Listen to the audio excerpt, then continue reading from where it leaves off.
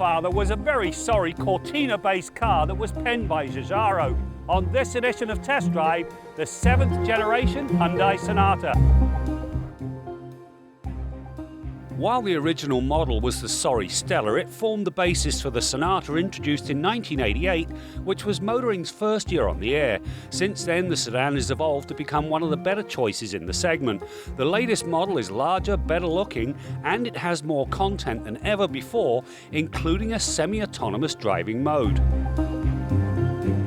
Now, the cabin of this Sonata really is beautifully finished. The instrumentation is presented on a 12.3-inch screen that's fully reconfigurable.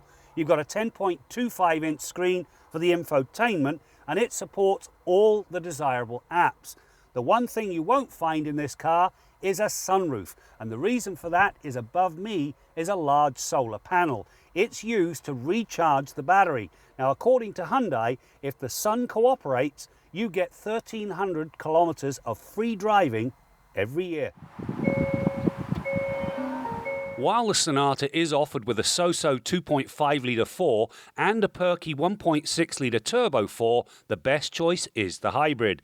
It combines a 2-litre 4-cylinder engine with a 6-speed automatic transmission and an electric motor that's fed by a 1.62 kilowatt-hour battery. The engine makes 150 horsepower and 139 pound-feet of torque. The electric motor adds another 51 horsepower and 151 pound-feet of torque. Now, with a 0 to 100k time of 8.5 seconds, this thing is not going to put a big smile on your face. However, it will put a big grin on your face every time you drive past a gas station. You see, this thing delivers phenomenal fuel economy. We got an average over the course of a week of 5.1 litres per 100 kilometres. The best we recorded was 4.9, and that is excellent. One of the keys to the fuel economy is the use of a 6-speed automatic transmission rather than the CVT you'll find in the Camry and Accord hybrid models.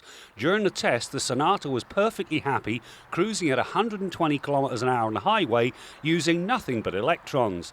The size of the battery does limit the driving distance, but it's enough the driver will see an economy improvement in both city and highway driving environments.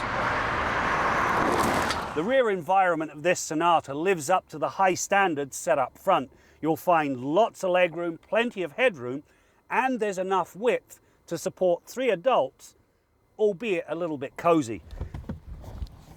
Now, when you move back here, you'll find a 453-litre trunk, which is great for a growing family. It also happens to be the same size as the non-hybrid model. The Sonata's ride balances comfort with the ability to carve a corner. Through the pylons, it was quick to turn in, and the steering delivered plenty of feedback. The amount of body roll was also controlled, and it resisted the temptation to slip into understeer until serious liberties were taken. Now, there are different driving modes. For most eventualities, Smart is the best mode, as it looks at driver behaviour and flips between eco, comfort and sport as needed. If you do want to maximise the fun, pick Sport mode. It has a much more aggressive throttle tip-in. You know, this latest Sonata hybrid really is a very distant relative to that Stella.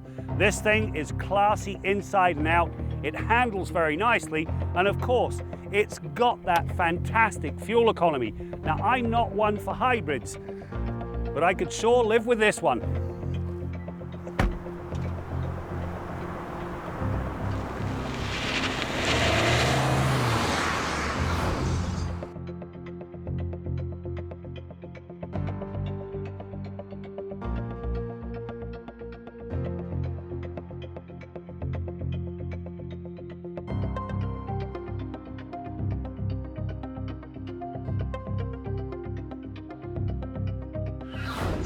So here's the question, where were you 32 years ago?